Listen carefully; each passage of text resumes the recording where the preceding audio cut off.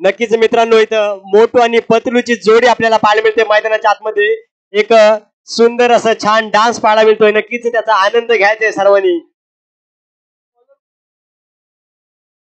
उणेगाव ग्रामपंचायत premier league शेवटच्या दिवसातला हा पहिला सेमीफायनलचा सामना. इथून जो संघ जिंकेल ना तो थेट फायनल मध्ये प्रवेश करेल. नक्कीच एक चांगली संधी असणार आहे या दोन्ही संघातल्या एका संघासाठी. एका बाजूला पाहायला गेलात ना तर तन्वी 11 संघ असेल. बॉल त्याचे तर दुसऱ्या बाजूला आरुष 11. एका बाजूला पाहायला गेलं ना तर तन्वी 11, दुसऱ्या बाजूला पाहायला गेलं तर आरुष 11. आरुष 11 या संघानं आजच्या दिवसात खरंच खूपच चांगला खेळ पाहायला मिळाला त्यांच्याकडून आपल्याला. आणि आता सुद्धा फलंदाजी करत असताना 58 धावा जमवल्या त्या 24 चेंडूमध्ये आणि 59 धावांचं आव्हान ठेवलंय ते तन्वी 11 या संघासमोर. गोलंदाजी मार्कवर कार्तिक खूपच सुंदर गोलंदाजी केली त्यानं आजच्या या पूर्ण दिवसामध्ये. जवळजवळ चौथी मॅच असेल त्यांची. पॉवर प्लेचं षटक हाताळण्यासाठी जेव्हा जेव्हा कर्णधारानं जबाबदारी दिली ना त्यावेळी त्या जबाबदारीवर विश्वासावर खरा उतरलाय तो हा कार्तिक. पाहूया आता या अंतिम सामन्यामध्ये कशा पद्धतीने गोलंदाजी करतोय कार्तिक. 24 चेंडू असणार आपल्याकडे. 24 चेंडू मध्ये आपल्याला 59 धावा जांभ्या लागतील त्या तन्वी 11 या संघाला. पहिलाच बॉल कार्तिकच्या माध्यमातून एक शॉर्ट पिचचा चेंडू. त्याचा पुरेपूर फायदा घेतला. चेंडूला भिरकावून दिलंय स्क्वेअर लेगच्या दिशेनं. हा येईल पहिला ऋतिकच्या बॅट मधून षटकार.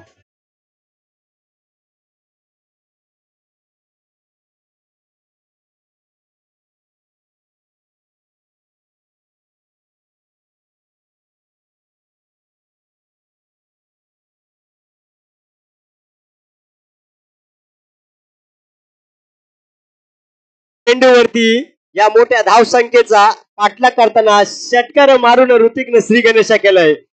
नक्कीच मित्रांनो, मी म्हंटल होतं हा सातत्यानं चांगल्या पद्धतीचा क्रिकेट खेळायला जाणला जातो ऋतिक. नेक्स्ट बॉल ऋतिक साठी. हा खोलो टप्प्याचा चेंडू होता. एक लोअर फुलटा चेंडू पाहायला मिळाला. इथं खराब क्षेत्ररक्षण पाहायला मिळालं. थोडस फंबल झालंय.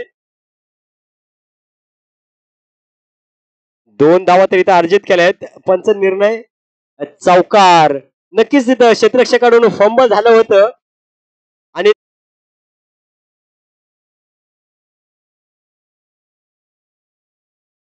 आतापर्यंत कार्तिकच्या माध्यमातून चांगली गोलंदाजी पाहायला मिळाली होती. पण इथं मात्र काहीसा अचूक टप्पा असा मिळत नाही त्याला. आणि या न मिळणाऱ्या अचूक टप्प्याचा फायदा घेतला तो ऋतिकनं. एक षटकार आणि एक चौकार लागावत. नेक्स्ट बॉल स्ट्राईकला असेल तो ऋतिक. हा सुद्धा एक हाफ ट्रॅकर चेंडू होता. कव्हर आणि पॉइंटच्या दिशेने चेंडूला पाठवून दिलंय. 1 बाउन्स, 2 बाउन्स, 3 बाउन्स. चेंडू जाईल सीमा पार. हा अजून एक चौकार.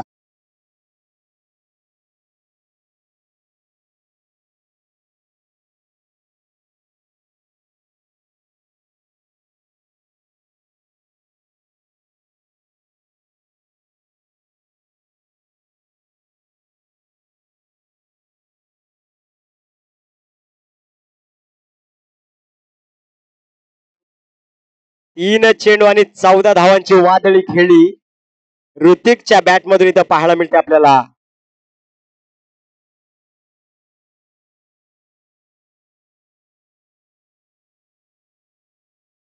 चौथा बॉल घेऊन येलं कार्तिक. इथं मात्र कार्तिकवर कुठेतरी हल्ला चढवलाय ऋतिकनं. नक्कीच ज्या प्रकारे धावसंख्या समोर आहे ना त्या पद्धतीनं पाठलाग करायचा तसाच पाठलाग करतोय. पुन्हा एकदा फाईन लेगच्या दिशेनं चेंडूला पाठवलंय. दिशा दिलंय. चेंडू येईल पुन्हा एक अजून हा एक चौकार.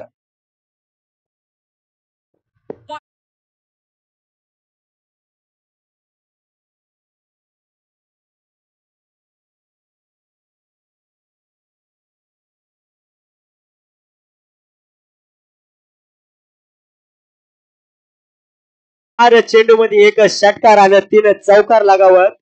धाव संख्या नेऊन पोहोचली ती 18 या आकड्यावरती.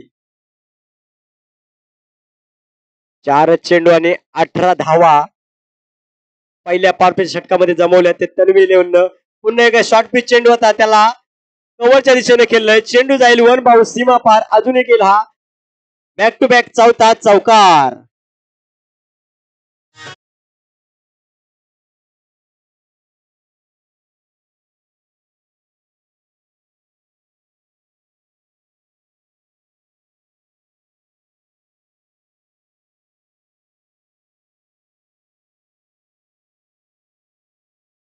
एक षटकार आणि तदनंतर 4 चौकार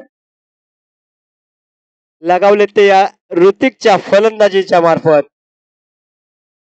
नक्कीच फायनल मध्ये जर धडक करायची असेल ना तर कुठेतरी चांगली गोलंदाजी करावी लागेल आरुष इलेव्हन या संघाला. नेक्स्ट बॉल हा सुद्धा हाफ टॅकर होता, त्याला पूल केलंय, चेंडूला भिरकावून दिलंय सीमा पार. हा येईल अजून एक षटकार.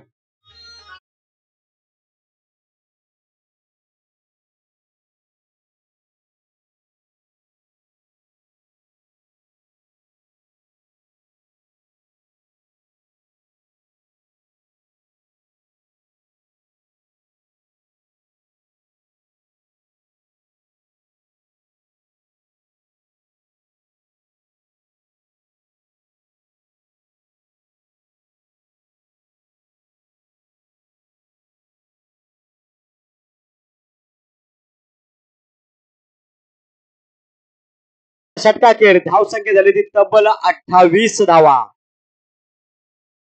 28 run on a board, no loss. नक्कीच चांगला समाचार असा घेतला ऋतिके यानं गोलंदाज कार्तिके याचा. पॉवर प्लेचं षटक होतं, दोनच फिल्डर 30 यार्ड सर्कलच्या बाहेर असतात आणि त्याचा नक्कीच कुठेतरी फायदा घेतला तो ऋतिकनं. या फलंदाजीसाठी ऋतिकला सुरेशजी सत्वे यांच्या मार्फत 100 रुपयाचं पारितोषिक आलेलं आहे. ज्या पद्धतीने ऋतिकनं फलंदाजी केली ना, नक्कीच 4 चौकार आणि 2 षटकार लागवलं होतं, त्यासाठी त्याला पारितोषिक आलंय. त्यानंतर राकेश याच्या माध्यमातून स्क्वेअर लेगच्या दिशेने एक चेंडू हाताळला होता, एक धावित सहजरित्या पूर्ण होईल. दुसरं षटक नक्कीच नितीन निकेश दुसरं षटक हाताळण्यासाठी इथं आलाय. निकेश पहिल्या चेंडूवरती एक सिंगल धाव खर्च केले. त्यानंतर स्ट्रायकिंग एंडला पाहायला मिळेल हा मोठा फलंदाज ज्याने पहिल्यावर मी तब्बल 28 धावा कुठल्या. पुन्हा एकदा एक लोअर फुलटा चेंडू होता, कव्हरच्या दिशेने चेंडूला खेळले, क्षेत्ररक्षक चेंडू खाली येईल, तद्वर एक धाव इथे पूर्ण होईल. नक्कीच सिंगल 2 चेंडूवरती 2 सिंगल धावा अर्जित केल्या या 2 फलंदाजांच्या माध्यमातून. नेक्स्ट बॉल हाफ टॅकर चेंडू होता, चेंडूला भिरकावून दिलाय स्क्वेअर लेग पंचांच्या डोक्यावरून. चेंडू जाईल सीमा पार, हा येईल एक दणदणीत षटकार.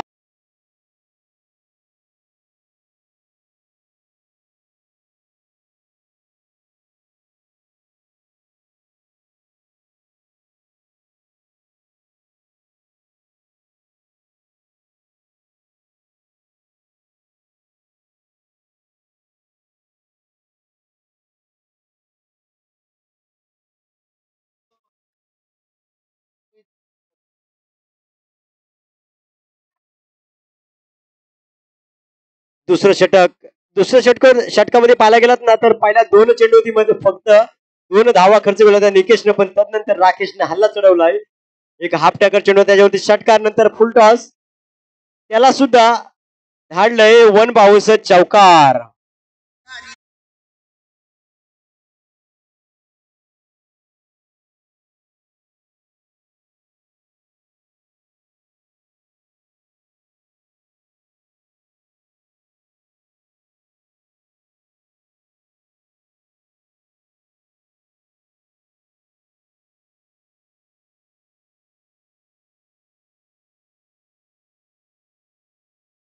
त्यांचं सुद्धा इथं आगमन झालंय, त्यांचा यथोचित मान सन्मान इथं केला जाईल. काशीरामजी शिंदे.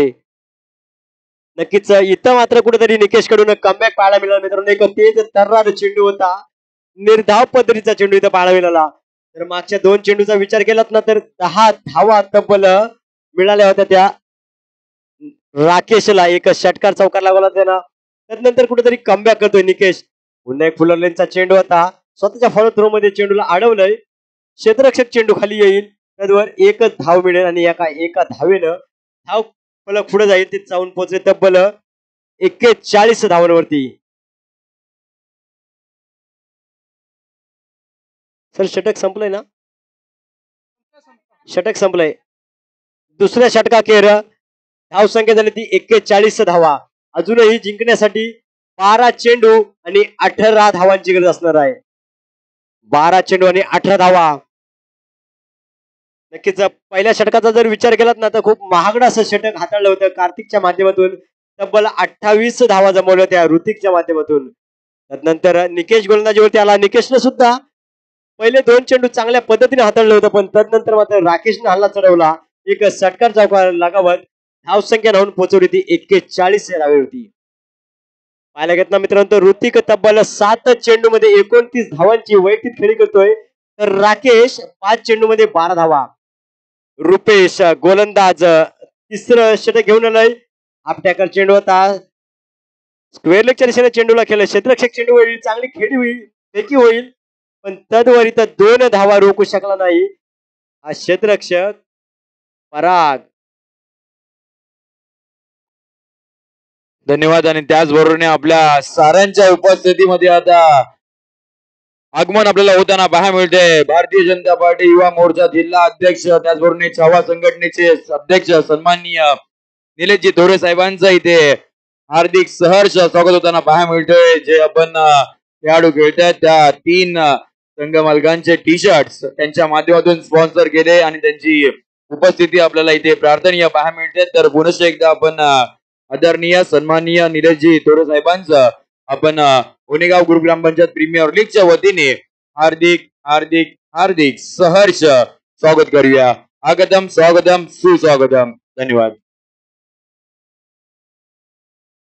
धन्यवाद संजयजी. त्यानंतर पुन्हा एकदा तसेच मंदार माळी साहेब यांचं सुद्धा इथं आगमन झालंय. त्यांनी सॉरी मंदार जी मडवी त्यांना सुद्धा विनंती असेल आपण मंचावरती यायचं आहे सर. मंदारजी मडवी. नक्कीच मित्रांनो जाऊया पुन्हा एकदा मैदानाच्या आतमध्ये. ऋतिक एक ताबडतोब फलंदाजी करताना पाहायला मिळतो इथं. तब्बल 7 चेंडू मध्ये 29 धावा. नक्कीच पुढचा बॉल असेल रुपेशाचा. हाफ ट्रॅकर एक पूल करण्याचा प्रयत्न होता परंतु प्रयत्न फसला आणि इथं निर्धाव चेंडूची सांगता पाहायला मिळते रुपेशच्या माध्यमातून. पाहायला घेत ना मित्रांनो तर धावसंख्येचा विचार केला. धावसंख्या जाऊन फक्त ती 48 या धावसंख्येवरती.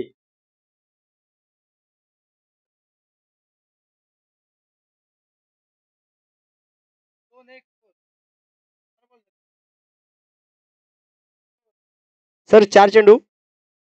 धन्यवाद. अजून तिसऱ्या षटकातला 2 चेंडूंचा खेळ बाकी असताना रुपेश गोलंदाजी मार्कवर पुन्हा एकदा आणि हा फाईन स्क्वेअर लेगच्या दिशेनं चेंडूला भिरकावून दिले. सीमा पार चेंडू जाईल. षटकार.